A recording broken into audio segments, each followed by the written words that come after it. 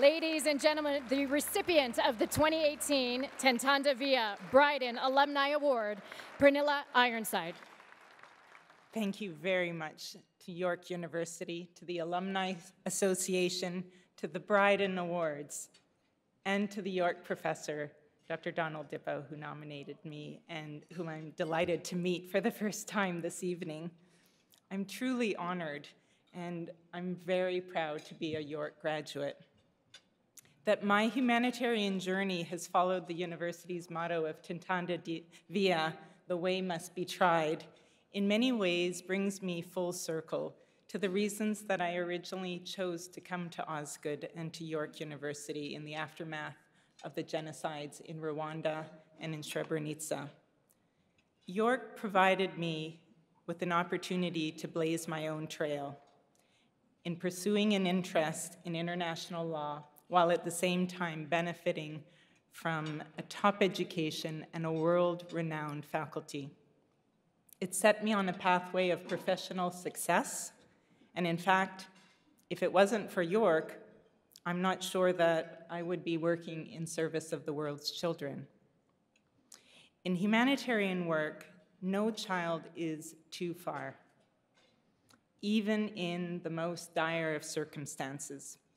Whether it requires weeks of painstaking efforts to try and reunite children who've been separated from their families, or vaccinators who are working in some of the most dangerous parts of the world to go that last mile in order to eradicate polio, or those humanitarian workers who are delivering ready-to-eat food for the most malnourished children in the world, for example, in Yemen at the moment.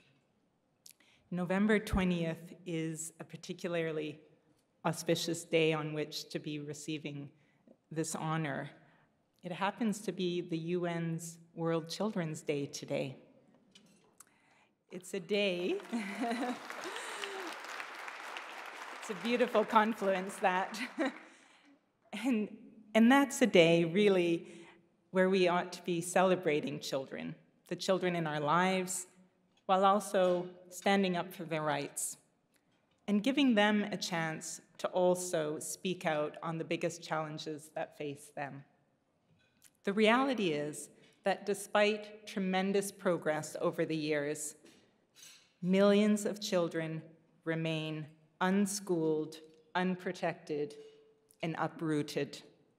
We know that today, for example, 262 million children of primary and upper secondary age are out of school, and that last year, 5.4 million children died from mostly preventable diseases before the age of 5. Persistent inequities and lack of opportunity continue to endanger the lives of futures of millions of children around the globe. And compared to children growing up, for example, in Canada, in the wealthiest households, the poorest children are twice as likely to die before they reach the age of 5, are twice as likely to be stunted, and 5 times as likely to be out of school.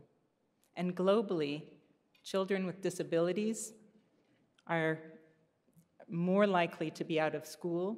Adolescent girls are more likely to be illiterate than adolescent boys, and 1 in 10 girls has suffered sexual violence.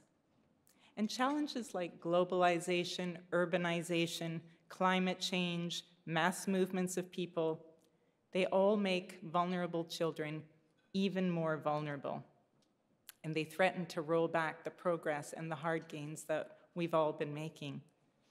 So at UNICEF, I'm proud to be part of one of those best placed organizations where we can actually do something about this. There's innovations in programming that are increasing our ability to deliver services, to reach vulnerable children, to provide medical equipment more cost effectively.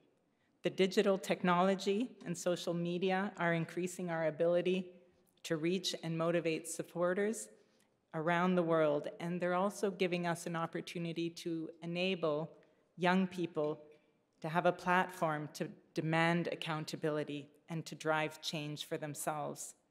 The role of the private sector and civil society is growing, and as we work together, we can improve how we finance and deliver critical services. There's no doubt that the path forward is challenging, and we will need to accelerate progress in order to meet the Sustainable Development Goals by 2030. But I deeply believe, and I've been able to see firsthand, the power of collective action, and it really can make a real difference if we follow Tentanda Via. Thank you.